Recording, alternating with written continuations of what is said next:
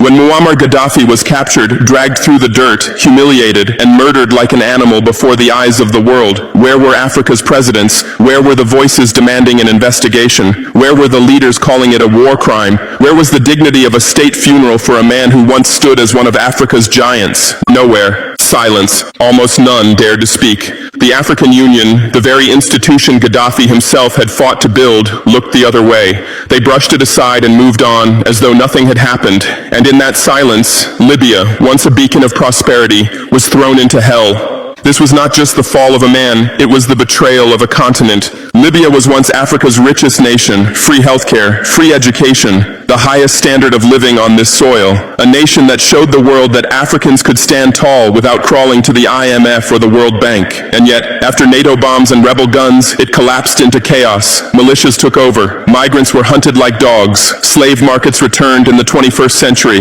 And all the while, African leaders stayed quiet. Tell me, where are the memorials? Where are the annual speeches? Where are the lessons taught to our children about Libya's betrayal?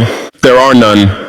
Because to speak of it would be to expose their cowardice, to admit complicity, to confess they stood by as one of Africa's strongest voices was lynched in broad daylight. But the people,